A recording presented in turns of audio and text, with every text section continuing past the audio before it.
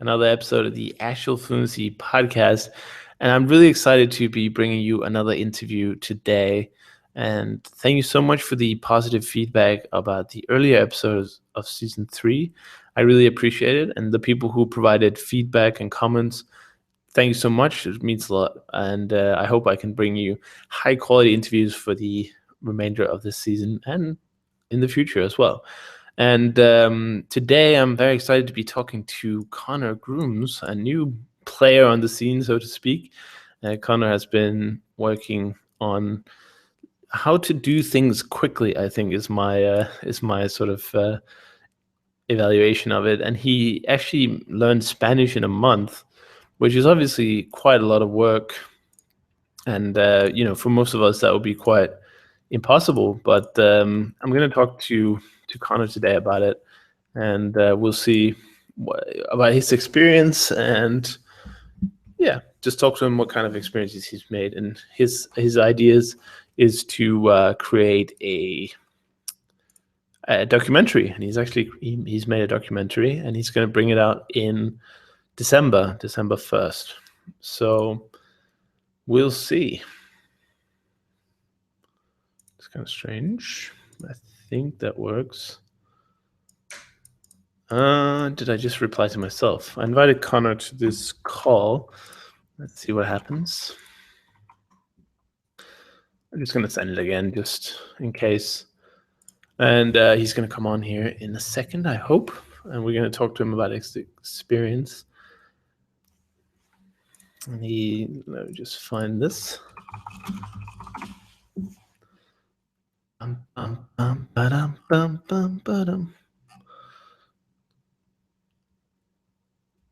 actually, he's also running a giveaway for the documentary, but I'm going to let him talk about that in a second.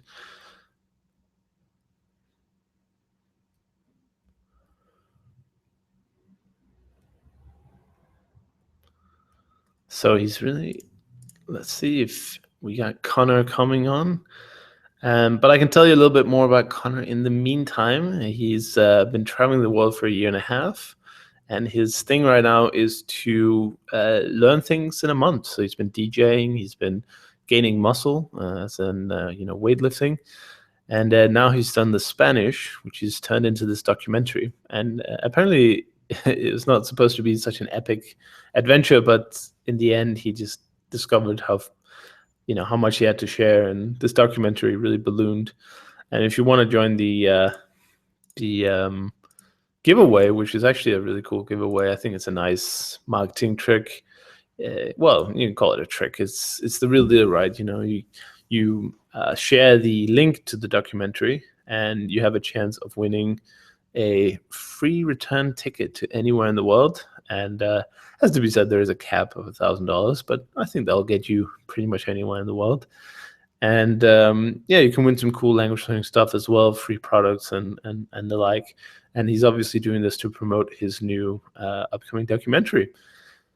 So hopefully we will have Mr. Connor on in just a second. He's just replied to me that he is ready.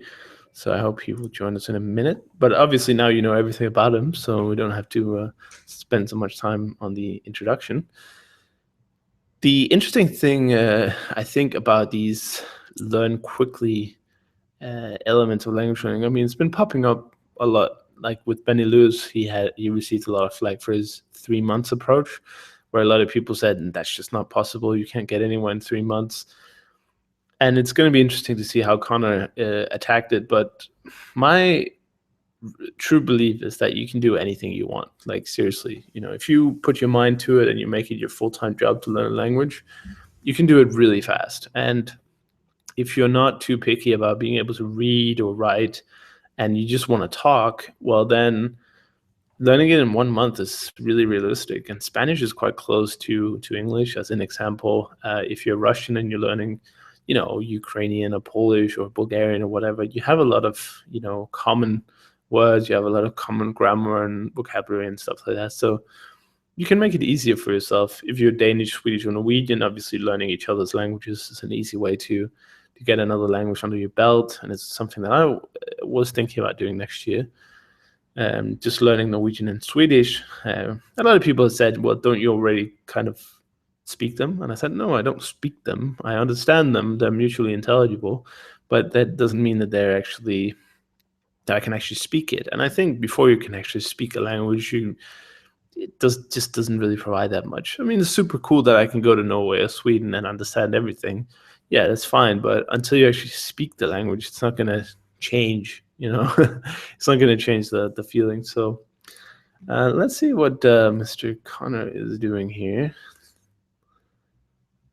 I guess I will send him the link again. See if that works. Control C here. Sorry about the delay. Bum, bum, bum, ba-dum. Where's Mr. Connor?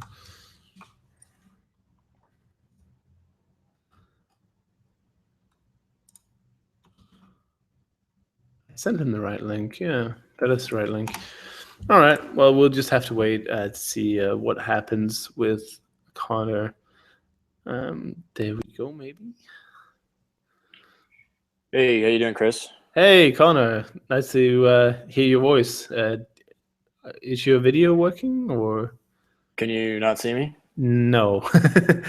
Oh, there you go. I see Okay, now. should be fine. Cool. Yeah, it's perfect. I was just telling the audience all about you. Oh, is this live? No. But it will be like, the late night live where it's, recorded earlier, but it's like it's live. So yeah, okay. they'll I got hear. a separate mic if you want to tie in that audio later. Probably better than what I've got through the headphones. Cool. Yeah, we'll see. Oh, actually, good. That reminds me, I should probably start the backup. I've lost a few too many recordings in the past. So now I just record a few different sources. So just to make sure in case something goes wrong, I have a backup. But if you also have a backup, then I'll have a backup of my voice, but well, that's the interesting bit, to be honest. People have listened enough to me over the last 70 something episodes, So, but cool. Well, do you have any questions or concerns or comments before we get started, or do you want to just go straight into it? No, I'm ready to go. I started recording, so we're recording for my separate audio source, and other than that, cool. Yeah, I can tell you're a professional for sure. I've had to deal with audio for this documentary, so I've sort of had to figure it out at this point. Awesome. Well, let's just get into it. And as I told people before, you've been traveling the world for a year and a half, and sort of doing almost like a Tim Ferriss experience, I would say. Trying to master skills really quickly. Maybe that's not the first time I've been compared. Well, there you go. I know some of the audience will have heard of Tim, particularly in regards to language, as he's been doing the 1 week challenges and stuff like that. And then you got to learning Spanish and in 1 month, and you've made a documentary about that, which we'll talk about in a second. But let's first get into the core. How did you, or when did you decide you were going to learn Spanish in a month? Like, how did that idea arise? Learn Spanish or learn it in a month? Because I think those are two separate questions. Well, you can answer them in the sequence you prefer. Okay. Well, the short answer is I actually had no interest in Spanish for pretty much all of my life until about a month before I decided to move here to Medellin in Colombia. And it's really necessary here, A. And B, I've always had an interest in language learning because I like learning things quickly, and I know everything that there is to know about language learning, or I did, without having actually learned a language. So I was like really into it, but I had never actually done it. So I'm like, okay, I got to actually do it this time. Because I had all this motivation to do it with Indonesian when I went to Bali, and then everyone spoke a little bit of English, and it just fell by the wayside. So I'm sure everyone can relate to that. But it's really necessary here. Only 4% of the population in Colombia speaks English. So it's not like Asia or Europe where everyone speaks at least a little bit. They either speak nothing or their English is really good. And then the 1 month part is I'm actually a lot better at doing things in a short period of time than I am doing it over a long period of time. So if I look at like my study habits over the last 3 months, 3.5 months after the challenge ended, I'm lucky if I get in like 30 minutes a day, maybe even less of like focused study after that. So what I'm really good at is going all out on one thing for a set period of time, versus like getting a little bit in each day. So it was actually easier for me, at least mentally, to go at it in a 1 month sprint than it was, to do it over a longer period of time. Cool. And yeah, I totally understand. What made you travel the world, and how did you end up in Colombia? Um, Colombia specifically, I know I had some friends who were here telling me it was great. I'd never been to South America, so I was curious. Um, but travel in general is, I grew up doing it. So my family traveled a lot when I was a kid. When I was 6, my father worked for a company in Athens in Greece. So I lived there for 2 years. And then when I was 10, my family, pretty much, stopped everything and, backpacked around the world for a year and sort of put everything on hold to do that. And I was raised traveling. So, and both my parents are entrepreneurs. So I don't think it's quite a surprise that, I am where I am at this point. Right. But it's pretty cool though. I mean, a lot of people, I'm sure, are very interested in traveling and want to do more of it. But Right. maybe there's some blocks there financially, or just time, or I spend significantly less money per month living in the places I live than I ever would in the United States or Europe. So I think probably Benny would agree with me on this, but I don't think travel is this expensive, elusive thing that people think it is. If you're taking vacations or you're moving around a lot, absolutely, because like flights and everything are expensive.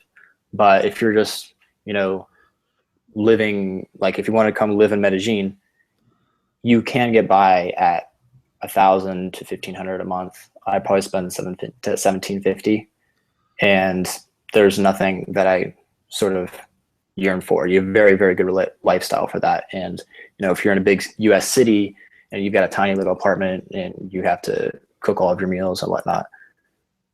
Yeah, I think the main block, I suppose, is people don't have flexible income in general, so they need to find some kind of job. But with all the teaching and actually, plugging the podcast a little bit, I've done lots of episodes with people who are making an income through languages somehow.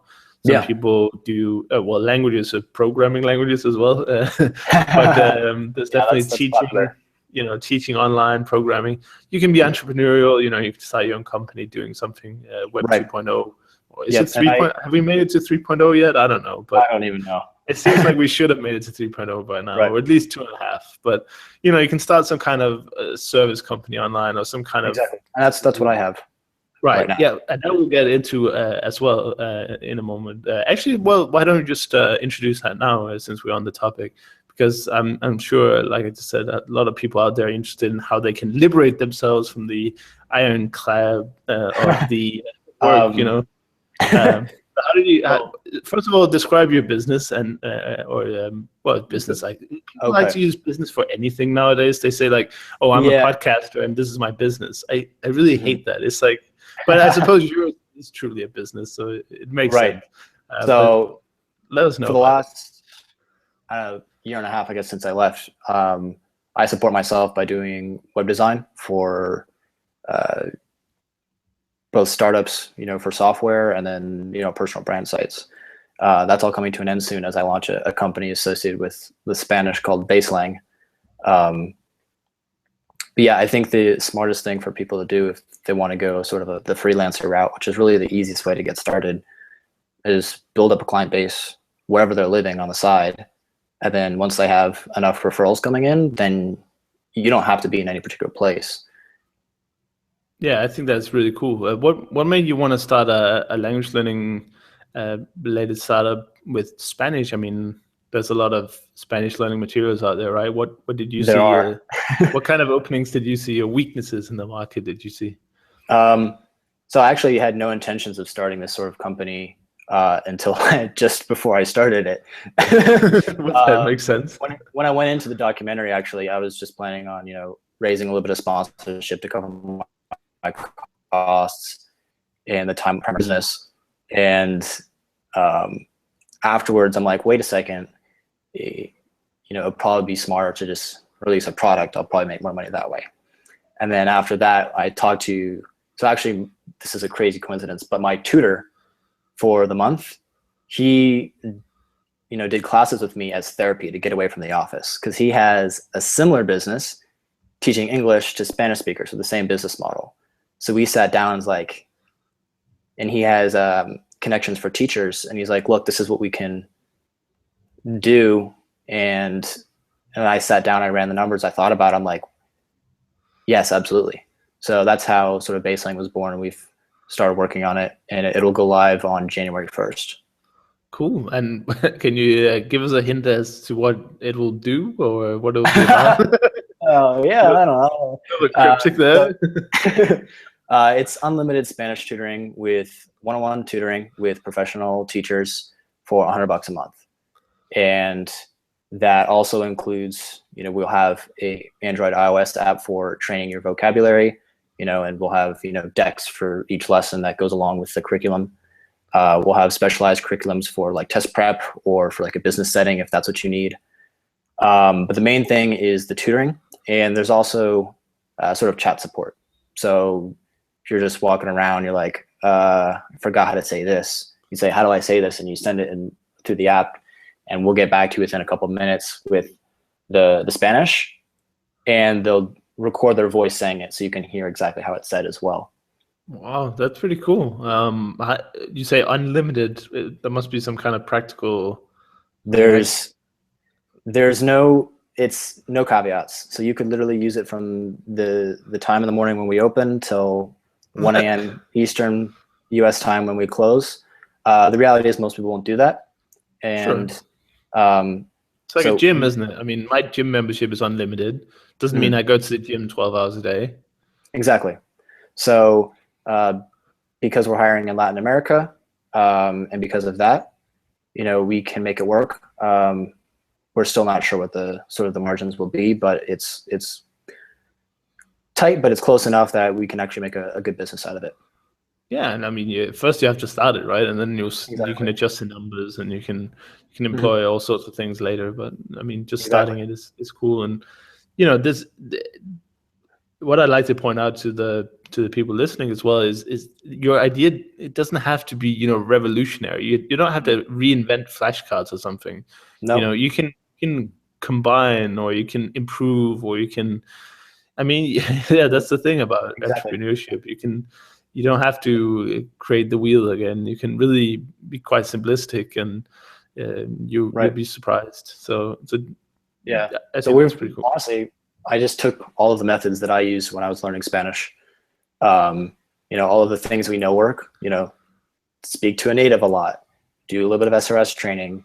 Pronunciation training with like phonetics and seeing like the AB, sound and recording yourself and seeing, how is that different from a native. We're just taking all the stuff we already know works and getting rid of all the like excessive stuff and putting that in one product, and then making it unlimited, which is the big value add is definitely the tutoring. Cool. So go check out what is Baselang in January. Yeah, baselang.com.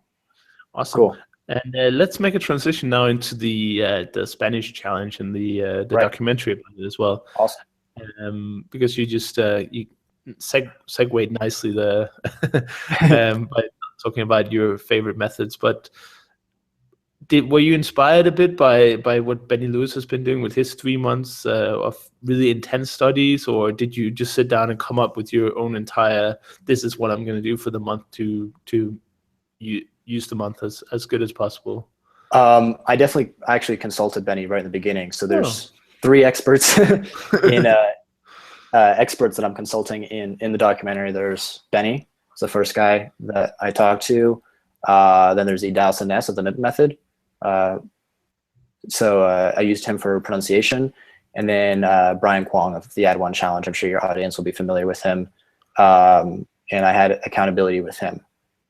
But yeah, I definitely align pretty strongly with how Benny looks at things as far as the whole communication first, perfection later. So I was certainly making mistakes even in the last conversation, but I was able to communicate just fine on a non-basic. I mean, we were talking. People will see when the film comes out on December 1st. But the last conversation, we're talking about vacations in Panama and getting lost. So it's not. So it's not how's the weather. But that said, it's not perfect. So it's the whole communication first thing, and that really just comes down to being willing to make tons of mistakes. Right. Yeah. The make lots of mistakes is a recurring theme, and one of Benny's favorites. I know. 200 mistakes a day. Whatever he says, I don't know. Yeah. But it's pretty cool. So when did you decide to do the documentary? It must be quite a lot of work to learn a language in a month to start with, whilst also having to record yourself doing it. Yeah. So this isn't the first time I've done a 1 month challenge. I actually did one last November when I was in Chiang Mai in Thailand, where I gained 26 pounds of muscle in a month. And I wrote a book about that. So I'm like, okay, well, if I'm going to do another challenge, I might as well document it in some way. And I've got a budding interest in, filmmaking. So I'm like, what better to do it with than this right now? It added a little bit of work during the challenge. The biggest workload with the documentary, honestly, is the editing afterwards. The post-production and turning all the random clips into something exactly. Okay, nice. I've got 100 hours of footage now. What do I do with it? How do I make this 30 minutes? Right. Yeah, it must be an amazing challenge. I have absolutely zero talent or knowledge in filmmaking, but I wouldn't even know where to start. Yeah. With 100 hours, yeah, that's a lot. All right, well, let's get down to the lower level of this challenge and say, what do you do? What did you do? Yeah. Each day. So every day I wake up. Well, so my tutor arrives at my apartment at 10 a.m. every day, and we have 3 hours first thing in the morning. So I'm usually like sliding myself out of bed a few minutes before he arrives. And having a coffee, and then we sit down and there's 3 hours of tutoring. That's the first thing I do with my day. And something interesting I found is after that, I'm almost always exhausted. Yeah. Which I guess wouldn't be surprising to anyone who's tried languages before, but for me it was like, I knew I'd be mentally exhausted, but I didn't think I'd be physically so tired. And then the rest of the day I would, I'd go out, I'd live a normal life. And at some point throughout the rest of the day, I would do 2 hours of the pronunciation training with Idau's program, the mimic method, with songs and just repeating syllables, recording myself, whatnot, and tweaking. I think that was extremely helpful. Primarily, honestly, for understanding people, not so much for my own pronunciation, although that definitely improved, but for actually understanding people when they like slurred everything together. I'm like, oh, okay, I still know what that means. And then I would do some Anki training. So once around halfway through, I think I stopped doing pronunciation because that was no longer my weak point. And I just focused on pronunciation. I would do an hour, sitting, on my phone on Anki going wrong, wrong, right, wrong, right, wrong for, an hour. And obviously I was living in Medellin, and I still am. So everyday interactions, taxi drivers, ordering food, local friends. Just getting to use it as much as possible whenever possible. Exactly. Cool. That's what I always like. I like to hear this kind of breakdown of the time spent, because a lot of people look at, particularly Benny has been criticized a lot for this. How is it possible to learn language in 3 months? I haven't learned it in a year and a half. But when he does those challenges, that's his life, that's his job. He wakes up in the morning, has several hours of tutoring throughout the day. There's Anki or Memrise, whatever he uses now, and they just don't see that it's maybe a 6 to 8 hour a day work. Well, not quite that much. I don't think I could handle it, but I think the average was 4 to 6 hours a day. Right, but even 4 hours a day, I reckon I'd probably spend about 150 hours. Right. Yeah. And what's interesting is I find that number, with the beta students I have with Baselang, is very consistent around that number to the level that I got to by the end of the month, sort of a B1, B2, probably like an advanced B1 level. So functionally conversational, whether someone is learning it over 1 month, if you're crazy like me, or 3 months or 6 months, but that amount of time in total, with these methods of actually speaking with the tutor and doing the Anki training. Right. It's about counting the hours, not the years or months or whatever. Exactly. So that's one caveat I'd always like to put out there, because people generally do sometimes they just don't believe it. They're like, oh, surely he's been practicing before. I mean, he must have had a Spanish tutor for years or something. But in fact, anything's possible. If you put a lot of hours into it over a short period of time, you're just going to improve so rapidly. But obviously a lot of people don't have that time, so that's understandable as well. But I remember on my flight here from Miami, everyone's Colombian on the flight. I was the only gringo, and they're like asking me to change seats so they could sit with their family. And I'm just like,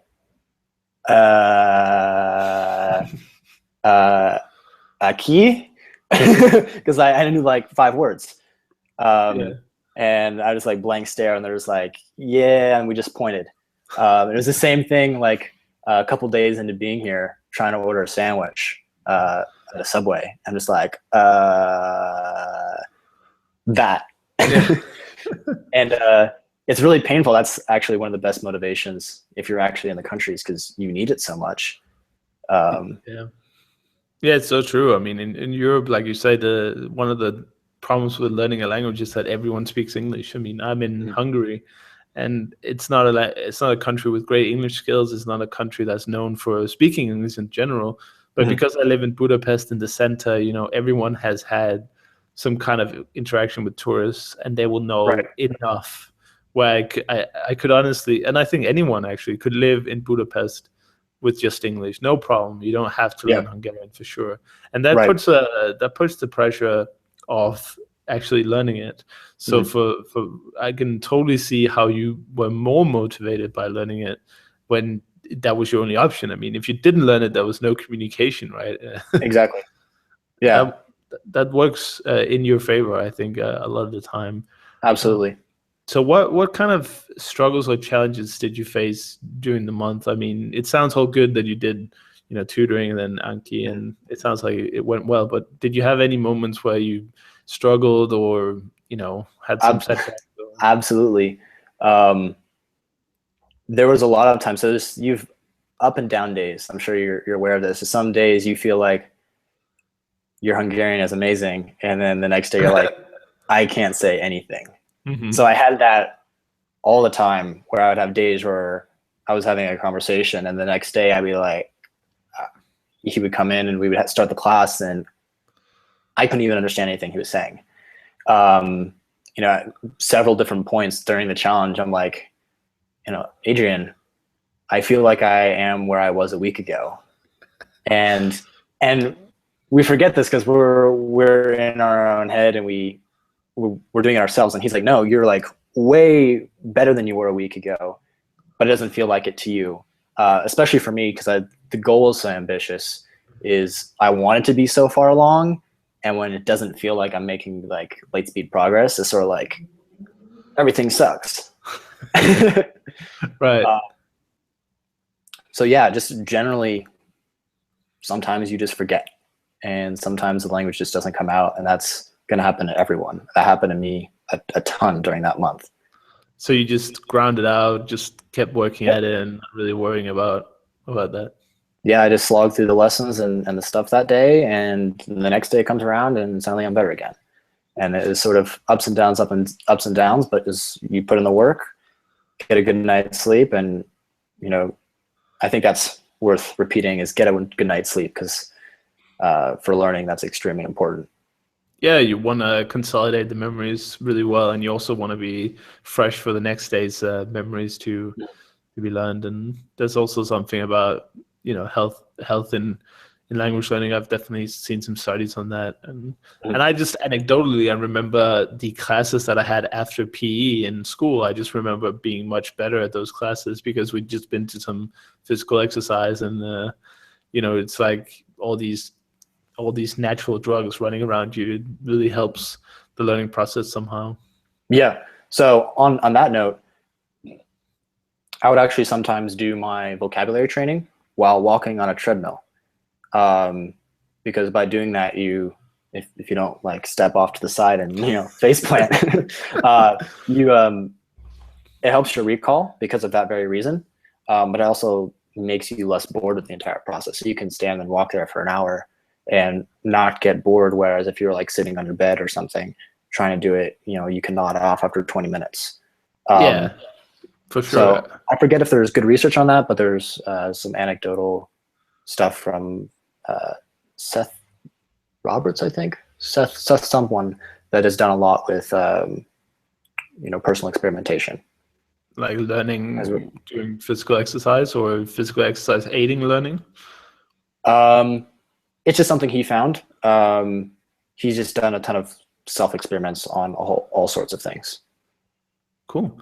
Yeah, actually, that's a very good idea. Maybe I should do, because I love doing memorize. It's one of my one of my language learning favorites, and it's kind of a guilty pleasure because it doesn't really help your language that much to just know individual words, particularly in languages that have endings and cases, because the words change so much anyway. Right. I found a sentence-based course, and that's I could be doing that. Yeah. Anecdotally, also, I was doing Pimsleur for Russian, and if I sat on my bed or a sofa or a chair somewhere and listened to that, I would just nod off. It was so boring. So I had to walk out of the house and just walk around, because then at least I couldn't fall asleep while listening to it. And I know some people love Pimsleur, right? It's Right. I'm not dissing the method at all. Just for me, it was extremely boring, and I had to activate my body in order to stop falling asleep.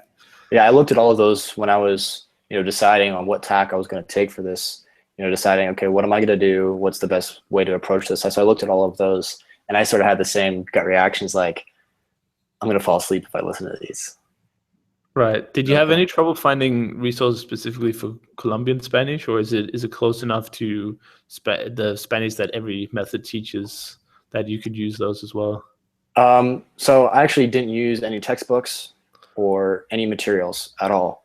So I worked with my tutor, so that's how I got the Colombian specific stuff. So I specifically told him, I'm here, I'm living in Medellin. I want to learn how to use here. So have like the food taco means a traffic jam, Really? and that's only here. So I learned some unique things like that, and I get all of the slang and all of that through the teacher. And I think it's really important they become good friends with the teacher, because we're able to sit and hang out and chat. A lot of our lessons were actually out just walking around the city, going to the farmer's market, going to the grocery store. How do you say this? How do you say that? Having real conversations. And now he's one of my closest friends. That happens when you spend 90 hours with someone over the course of a month. Right. And it's practical application of the language as well. It's something you talked about a little bit earlier. It's about using the language. It's about learning something useful. And by walking around the city, you definitely activate that part, don't you? Absolutely. Yeah. And just by having free-flowing conversations instead of structured lessons as well, I think is very important, because you'll find what you naturally want to talk about, and you want to learn how to say those specific things. So I don't ever talk about the weather, or I don't ever talk about, school, or, a lot of topics, or my family. I don't talk about my family very much, when I'm just hanging out with friends. So it doesn't make sense to learn a ton in those subjects. So I looked at, what do I actually spend my time talking about? And I learned all the stuff for that. So, we would have conversations about, travel and business, when I still couldn't, do a lot of, quote unquote normal things. So it's definitely a sort of create your own curriculum. And I think that's really the ideal way to go about it. Yeah, I definitely agree. You need to find out what are your interests, because that's likely what you're going to be talking about in your foreign language. And you don't need to learn all the names for all the birds or all the fish or whatever.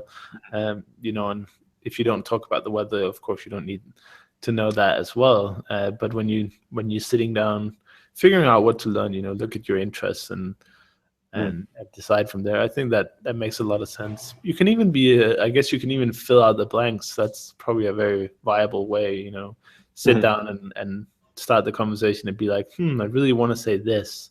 And I can imagine myself saying it a lot. And then you have the direct input from the tutor to help you. And then you can copy the sentence over to Anki so you don't forget it. I think that's a really good approach. Yeah, when I was falling asleep each night, I would actually pretend I was giving a speech about whatever, XYZ topic, or pretending I was, having a monologue talking about something. And that was actually extremely helpful as well, because I saw, here's what I know what I want to say. And I'm trying to say something that I would say in English. And so I see the holes, and the next day I'm like, okay, how do I say XYZ? Right. So I don't think any of these ideas are particularly novel. I just think the thing is, most people hear them and they don't actually ever use them. I think it's important to actually just take the couple things that everyone here listening already knows works, and put in the time with them. Yeah, I definitely agree. But it's cool I think hearing the same things over and over, I think is helpful, because I think there are the right times for information. I think that if you can hear the right thing many times, but unless you're ready for it, unless it comes at that perfect time, you might not even take notice of it. And so that's why, that's also an excuse for me to keep interviewing language learners, because they pretty much say the same thing, but they all have their own unique spin. But at the core, I just believe in, I guess, the right time learning or something, where you're getting the information you need when you need it, because I'm sure that at some point I've heard every single tip about language learning, but because I wasn't struggling with it myself at that time, or I hadn't come across it before, the information wasn't relevant. Exactly. And you remember it so much more when it's like you have this problem, where you're conscious of it or not. You have this problem and you find information that helps you solve that. Magically, you remember it. Right. But if you have no need for it, like, it just sort of goes in one ear and out the other. Exactly. Yeah, I could do a course called How to Be an Amazing Polyglot, and I could tell you this is the foolproof way of learning as many languages as you want in the shortest time possible. But you just can't learn how to do stuff like that. You need to do something one step at a time, then discover the problems before the information sticks. Absolutely. It's a really cool process, and also I guess why the first foreign language is always harder than the subsequent ones, because you learn not only about words and words that are the same in multiple languages, but you also learn how to learn and how you learn. So I guess your next challenge should be like the 2-week challenge. Yeah, I think maybe I go to Brazil and try and learn Portuguese in 2 weeks. Yeah, there you go. That's very close language, so you got some benefits there, and exactly. And that's one of the big benefits I had going in with Spanish, is there's so many cognates between Spanish and English that cut down on the vocabulary learning curve big time. You have to take advantage of what you have. I think if you're living in Denmark, Sweden, or Norway, learning any of the neighboring languages is very easy. It won't take you long. Use the the tools you have available. And if you're English, learning French is, half the vocabulary is French, I believe. So, you've got a head start there. And there are positive things I think about learning ridiculously hard or different languages. Like I went to Russian first, and it's right. It was really hard, like mentally, and staying motivated for such a foreign language. But once you've done that, you're just like immune to anything. You're like, oh, I did this, so how hard can Catalan be, or Exactly. you're just immune to it. So. But yeah, are you planning any, like, is that a plan, or is just a thought, the 2 weeks Portuguese? It's a joke and a plan at the same time. I definitely intend to do more languages in the future. But because I'm living here and I'm launching this company, my focus is primarily on that. So I'm just going to get, my Spanish is definitely much better than it was at the end of the month. I'm probably B2, but I need to get to an advanced level in Spanish first, just because that's useful for what I'm doing. But I'll definitely want to learn more languages in the future once it's opened up time and priority again. Right. I guess maybe you can split out the month a little bit so it's not all consuming. Yeah.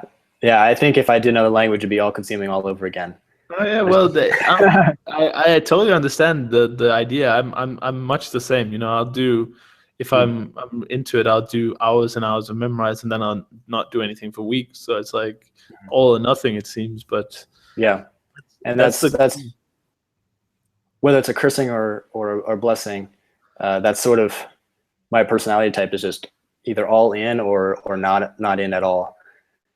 Yeah, I think it's really cool. I really envy people who can just do like 20 minutes a day and just every day. I just can't do it. I have no idea how. No. Yeah, I'm the same way. So that's really cool. And with the documentary, you decide to host this giveaway as well, which I briefly introduced at the start of the program. But do you want to just tell people what the giveaway is and how they can get involved? Yeah. So I'm giving away a bunch of different stuff. So the first thing is a free flight to our round trip anywhere in the world. That's capped at $1,000, which will pretty much get you anywhere.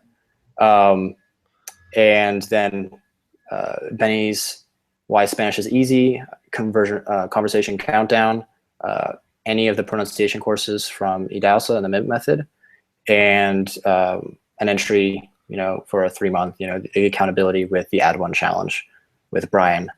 So those are the 3 things we're giving away. The reason I did that is those are the 3 people that helped me the most during my challenge, and I know how important the immersion is and how amazing it was for me to be here in Colombia when I was learning Spanish, because I know that it never would have happened if I was anywhere else. So that's the reason I'm sort of giving all those away, and that's sort of the supposed reason that I'm doing it, and I want to really, it's going to help one person hugely. And then there's if you share a certain amount of times, there's other bonuses, content that you can get. You can get more entries, and of course I have a link for getting me more entries, because I'd like to win the fight. But of course, by joining up, you also get the chance to win. So actualfluency.com/giveaway. You can join up, and you just have to enter a few details, and then you're registered, and you get your first entry, and then you get you'll hear about the documentary. So that's doing that to sort of have a starting base of people I can tell about the documentary when it's finally live. Yeah, I think it's a really good idea. Giving away stuff is always popular, and I'm sure people are interested in the documentary. I mean, obviously we haven't seen much of it, so we not much to judge it on yet. But the concept I find really amazing, and the idea of, I think I've talked about this before recently. I think one thing that's missing from the content producers in the polyglot community is the inner workings of learning a language. Because a lot of the times the posts are like how I did this, how I, best ways to do this, or best, and there are usually videos that show you day 0, and there are videos that show you the the last day or whatever. Mhm. But what people don't see a lot, I think, is the struggle and battle, in day 27 or day 15, in the middle of the learning. And it'll be really cool to see if you've got a good spin on that, where you can really show the process, because I think that's what's missing right now. Yeah. So there's no conversation in the documentary. There's no conversation in the very beginning, because sort of it opens with, okay, so what do you know already? And I'm like, so there's a conversation. And then there's the halfway. And I actually, when I was editing that, because the guy I was talking to, it wasn't my tutor, it was his brother, is asking me, so, who are you here in Medellin with? And I'm like, for 4 months. I'm like, oh God. When I watched that, I'm like, because I totally didn't understand it in the moment. And, watching that now, it's sort of cringeworthy. But you see the full spectrum of what happens along the path. Right. So it's kind of like it's a happy ending as well. You have the problem in the beginning, and then there's a solution, and in the end, everyone's happy. Right. Awesome. So that will be out on December 1st. So just in time for the Christmas sale. No Christmas sale. Oh, no Christmas sale. But anyway, yeah, I'm really looking forward to seeing it and checking out more. It sort of reminded me of, what's his name? Is Scott Adam? No, it's not Adam Scott. What's his name? Scott. Yeah, his Year Without English. Yeah. That sort of reminds me as well that they did the documentary as well about learning.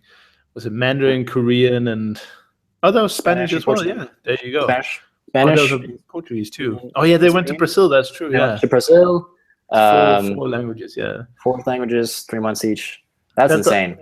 I'm not sure if I'd be ready to pick up, Korean right now, and then do another language. Right. They really showed the power of knowing English, and I guess they sort of chose it, but you were kind of forced into it with nobody around you speaking English. So I guess that's another tip. Don't speak English. Yeah. Don't speak English. It's as easy as that. Yep. And yet here we are speaking English. But okay, it's fine. It's the message language, I think. It's we're just trying to the common ground.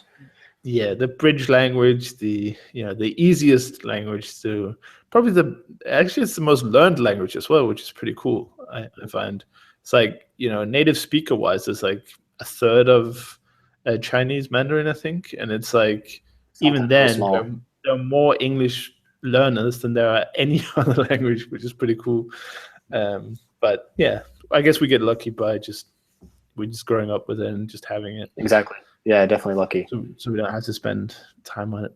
But anyway, I'm really looking forward to watching that documentary and winning the return flight, of course.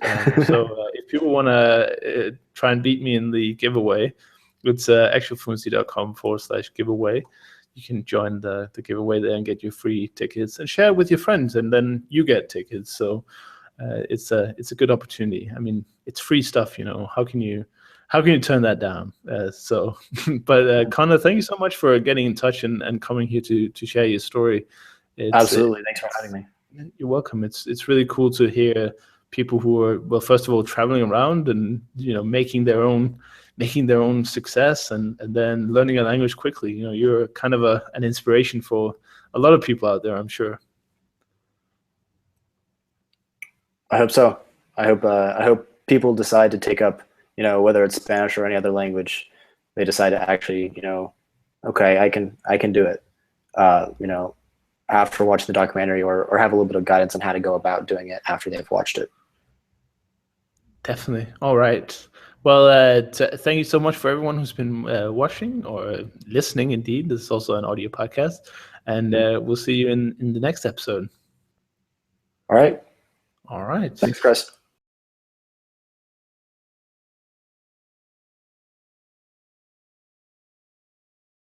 Yeah, but I know what you mean, and I'm not sure if I would want to do it again. But especially when you're in the very early stage of learning a language, I think you have to get reward from very little silly things, you know. And so even if I could just figure out, I didn't really know what was going on in a scene, but I could even just figuring out where they were in a scene or who's talking to who, or you just think, oh, this is really cool.